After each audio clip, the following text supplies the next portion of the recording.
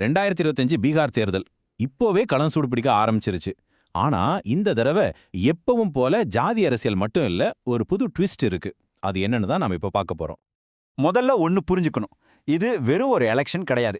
அங்க இருக்கிற ரெண்டு தரப்புக்குமே இது ஒரு வாழ்வா சாவா போராட்டம். ஏன் அப்படி சொல்றேன்னா, இதுல ஜெயிக்கிறவங்க தான் அரசியல்ல நிலைப்பாங்க, தோத்தா அவ்வளவுதான். ஆமாங்க, பீகாரோட அரசியல் களமே ஒரு பெரிய இழுபறியில தான் இருக்கு. ரெண்டு பெரிய கூட்டணிகளுமே தங்களோட இருப்பை தக்க வைக்க போராடிட்டு இருக்காங்க. இதனால தான் சொல்றேன், இது தேர்தல் இல்ல, ஒரு யுத்தம் மாதிரி. சிம்பிளா சொல்லணும்னா, ஜெயிச்சா ஃபியூச்சர் பிரைட், தோத்துட்டா எல்லாமே டார்க் ஆயிடும். இந்த பிரஷர் தான் பீகார் அரசியலை இப்ப கொதிக்க வச்சுட்டு இருக்கு.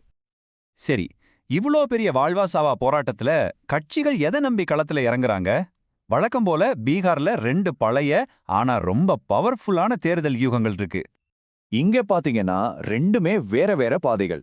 ஒரு பக்கம் ஆளுங்கட்சியான என்டிஏ டெவலப்மெண்ட்ங்கிற கார்டை பிளே பண்றாங்க. இன்னொரு பக்கம் எதிர்க்கட்சிகள் அவங்களோட பலமான ஜாதி கணக்குகளை நம்பி இருக்காங்க. பல வருஷமா பீகார் அரசியல் இந்த ரெண்டு விஷயத்தை சுத்தி தான் நடந்துட்டு இருக்கு. ஆனா இந்த பழங்கால கணக்குகளை எல்லாம் தலைகீழா மாத்த போற ஒரு பெரிய ட்விஸ்ட் இந்த தேர்தல்ல இருக்கு. ஆமாங்க, இந்த தடவை கதையில ஒரு பெரிய ட்விஸ்ட் இருக்கு. இந்த ட்விஸ்ட் பழைய கணக்குகளை எல்லாம் தவிடு பொடியாக்கிடலாம். அந்த ட்விஸ்ட் என்னன்னா, இந்த நம்பர் தான்.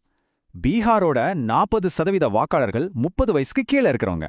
யோசிச்சு பாருங்க, 40%. இது ஒரு மிகப்பெரிய கேம் சேஞ்சர். இந்த சார்ட்ட பாருங்க, இந்த இளைஞர்களோட எண்ணிக்கை எவ்வளவு பெருசுன்னு புரியும். மொத்த ஓட்டுல 5க்கு 2 பங்கு, அதாவது 40% பேர் இவங்க தான். இதோட அர்த்தம் என்னன்னா, பீகாரோட வெற்றிக்கான சாவி இவங்க கையில தான் இருக்கு.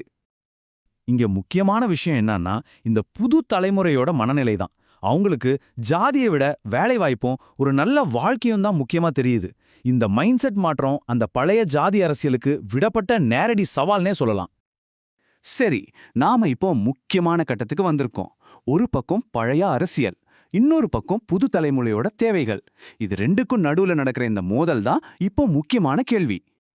அப்போ என்டிஏவோட வளர்ச்சி அரசியலும் எதிர்க்கட்சிகளோட ஜாதி கணக்குகளும் இந்த 40% புது வாக்காளர்களை கவருமா?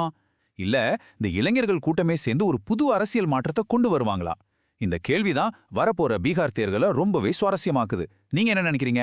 யோசிச்சு பாருங்க.